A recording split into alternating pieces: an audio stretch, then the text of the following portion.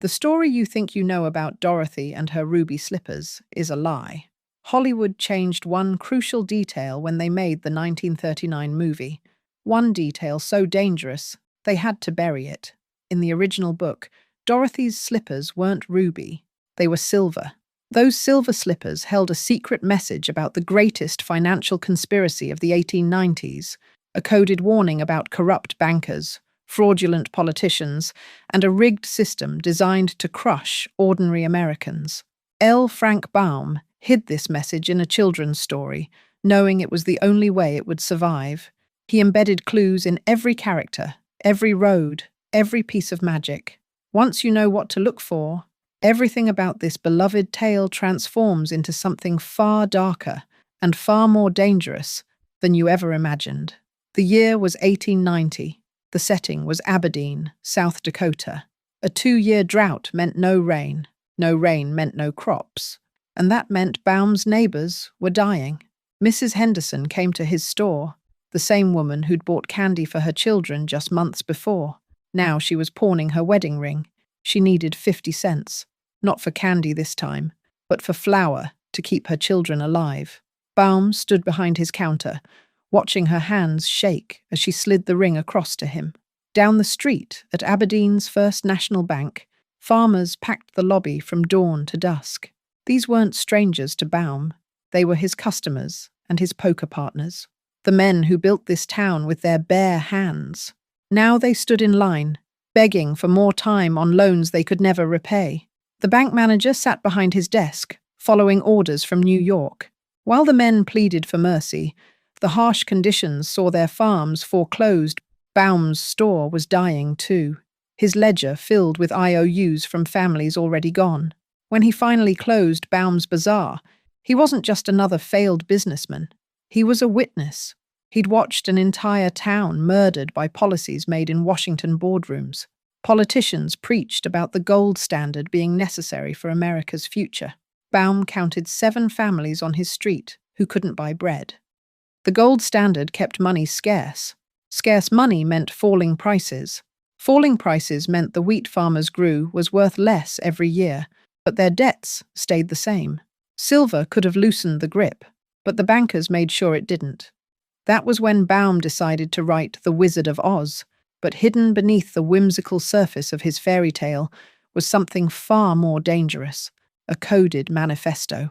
Every character, every piece of magic was a weapon aimed at the men who destroyed Aberdeen. He disguised his attack as a children's story, knowing that was the only way it would survive. In the original novel, The Wizard of Oz appears to Dorothy as something that would traumatize any child. Not a bumbling old man, but a monster. Baum describes him precisely, the size of an elephant, with the head of a rhino, 5 eyes, 5 arms, 5 legs, and covered in hair. This abomination makes a demand. Dorothy, a child, must murder the Wicked Witch of the West. He doesn't ask her to defeat or capture the witch. He demands that she kill her. Murder is the price of going home. Oz demands violence, and the violence Dorothy commits would shock modern readers. She and her companions kill approximately 100 beings during their journey. Wolves torn apart, crows with necks snapped. The message was clear. The path to overthrowing power requires blood. Lots of it. Next is the Tin Man, whose origin story belongs in a horror novel. His name was Nick Chopper, a regular man who fell in love with a Munchkin girl. The Wicked Witch of the East didn't approve, so she cursed his axe. The first time he swung it, it cut off his leg. He had a tinsmith make him a new one. The next swing took his arm. Another tin replacement. Then the other leg, the other arm, his torso, finally, his head. When the transformation was complete, when Nick Chopper had become the Tin Woodman entirely, his girlfriend took one look at the mechanical thing he'd become and ran away, screaming. The machine couldn't love, couldn't be loved. Only then did he realize he'd lost more than his body. He'd lost his heart, not the organ, but his soul, his ability to feel human connection. This is what Baum saw industrialization doing to American workers. Each day in the factory, you lose a piece of yourself, replacing humanity with efficiency, trading flesh for metal until nothing remains but a hollow machine, wondering why it feels nothing anymore. The Scarecrow's curse is simpler, but equally cruel. He never sleeps. Dorothy sleeps. The lion sleeps. Even Toto curls up at night. But the Scarecrow stands there in the dark, fully conscious, unable to rest a mind that never stops.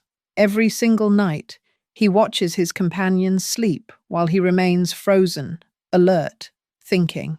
This is the American farmer Baum knew, lying awake every night, calculating debts that multiply in darkness, never able to rest, forever watching the ceiling while his family sleeps, his mind churning through numbers that never add up to survival. But this brutality is only a prelude to Baum's most disturbing creation, a villain so deprived of humanity she barely qualifies as alive, the Wicked Witch of the West. The witch herself is pure nightmare fuel. When Toto bites her, she doesn't bleed. Nothing comes out. Baum tells us she's dried up inside. She's not alive in any sense we understand. She's animated evil, a walking corpse held together by malice. Water doesn't kill her. It reveals what she always was. She dissolves like she was never real. Just concentrated wickedness in the shape of a person. This wasn't a villain. It was a demonstration of what ultimate corruption looks like, when evil becomes so complete, so absolute, that humanity itself evaporates, leaving only a shell that melts at the touch of anything pure. But the most tragic figure in Oz isn't a villain. It's the hero who could have saved everyone, and didn't. The Cowardly Lion wasn't just a random character, it was satire, and the contemporary readers knew exactly who Baum was mocking. This was William Jennings Bryan, and every detail confirmed it. Picture the Chicago Coliseum, July 9th, 1896. The Democratic National Convention is in chaos. The party is splitting over the gold standard. Old guard Democrats want to keep it. Populists want silver added to the money supply. The debate has raged for days. Then a young man takes the stage, 36 years old, unknown nationally, William Jennings. Bryan approaches the podium. Then comes the moment that changes American politics forever. Bryan spreads his arms wide. His voice explodes across the convention hall. "You shall not press down upon the brow of labor this crown of thorns." The crowd gasps. "You shall not crucify mankind upon a cross of gold." He stretches his arms out, head thrown back, literally embodying Christ on the cross. Bryan had the raw. God, did he have the raw? But when November came, he lost. The banking interests mobilized. They spent more money than had ever been spent on an election. They terrified voters with predictions of economic collapse if Silver won. Bryan folded. He would run twice more for president, lose twice more. The lion who could make Wall Street tremble with his voice couldn't find the courage to actually win. Baum watched all of this, and later wrote about a lion with a magnificent roar who was too cowardly to use his power when it mattered. But even after all the monsters, mutilations, and moral nightmares, Baum wasn't finished, because beneath all that horror lay a bigger betrayal, one not committed by witches or wizards, but by the entire American financial system itself. The yellow brick road, that golden path everyone tells Dorothy to follow, was never meant to lead anywhere good. Baum didn't invent this image from imagination. He pulled it from headlines. In 1894, America watched a desperate march that would inspire Baum's most bitter joke. Jacob Coxey was a businessman destroyed by the Panic of 1893. He lost everything, but he had an idea. If enough unemployed men marched to Washington, if they presented themselves at the Capitol, surely the government would help. He called it Coxey's Army. It started with 100 men in Ohio. By the time they reached Pennsylvania, they were 500, 1,000 in Maryland. Reporters followed them. Farmers fed them. They slept in fields, believing democracy would save them. They marched for weeks, through snow, rain, and hostile towns where police watched with clubs ready. But they kept walking, kept believing that the golden promise of American democracy meant something, that if citizens in need presented themselves to their government, help would come. On May Day, 1894, They reached Washington. 500 desperate men stood on the Capitol lawn.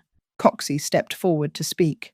That's when the police charged, clubs swinging, bones breaking. Coxey was arrested. His crime was stepping on the grass. After walking hundreds of miles, he was arrested for touching the wrong blades of grass. His army scattered. The Golden Road had led them straight into a trap. Baum watched this. He understood, and he wrote about a different Golden Road in his fairy tale, a road made of yellow bricks that also led desperate travelers to an emerald palace. The year Baum published was 1900, the exact year Congress passed the Gold Standard Act. This wasn't coincidence. This was commentary. The yellow brick road was the gold standard. Pretty, solid, seemingly reliable. Everyone said to follow it. But where did it lead? To a con man behind a curtain, to smoke and mirrors, to a wizard who was just a frightened little man pulling levers and hoping nobody noticed he was a fraud. The land itself mocks America's obsession with precious metal. Oz. What does that mean? Ounces. The unit stamped on every gold bar, every silver coin. Baum named his magical kingdom after the measurement that determined whether families ate or starved. You don't visit Oz. You enter a world where human worth is weighed in metal. The Emerald City completes the satire. In the movie, it sparkles with genuine magic. In the book, Baum reveals the truth. The city isn't green at all. Every citizen is forced to wear green-tinted spectacles, locked onto their heads. They're told it's to protect their eyes from the city's magnificent brightness. But remove the glasses, and the Emerald City is exposed as ordinary, shabby, and grey. The prosperity is an illusion maintained by forcing Americans to see poverty as prosperity, collapse as recovery, all because the glasses of economic theory said it must be so. L. Frank Baum belonged to the Theosophical Society, a mystical organization that believed all authority was corrupt and enlightenment came only from within. But he didn't find this philosophy in books. He learned it at his own dinner table. His mother-in-law was Matilda Jocelyn Gage, and history has tried very hard to make you forget her name. In the 1870s and 1880s, she was the most radical woman in America, so radical that Susan B. Anthony told her to tone it down. While other suffragettes wanted women to vote, Gage wanted to burn the entire system to the ground. She wrote that Christianity was a deliberate conspiracy to enslave women, that marriage was designed to steal female power, that the government was an elaborate fraud. When young Frank Baum married her daughter Maud in 1882, Gage saw an opportunity. Here was a creative young man who could be taught the truth. When Baum started telling his children stories about a magical land called Oz, Gage listened carefully. Then she grabbed his arm. "Write them down, Frank," she commanded. "Children's minds are still open. They haven't been crushed yet. Plant the seeds of truth before the world closes them." She saw what Baum was really creating, not entertainment, but instruction, a manual for recognizing and rejecting false authority. The good witch Glinda, who appears at the end to reveal that Dorothy always had the power, that's Gage. The radical matriarch who taught Baum that magic was real. It was just another word for the power that authorities don't want you to know you possess. When Glinda tells Dorothy she always had the power to go home, but had to learn it for herself, that's Gage's philosophy verbatim. No external authority can give you power. You already have it. You just have to recognize it. Now we reach the heart of Baum's genius, the revelation that ties everything together. Glinda the Good Witch finally tells Dorothy the truth about the silver slippers. Dorothy always had the power to return home. From the very beginning, she just had to learn it for herself. The surface reading suggests self-reliance. Look deeper. This is Baum's most radical statement. All external authority is fraudulent. The wizard couldn't help. He was a fraud. The yellow brick road couldn't help. It led to a fraud. The Emerald City couldn't help. It was built on fraud. The only real power was in the silver slippers Dorothy wore from the moment she arrived. Those silver slippers represented the silver currency that could have saved America's farmers and workers. But they also represented something more. They were the power that people always possess but are taught to forget.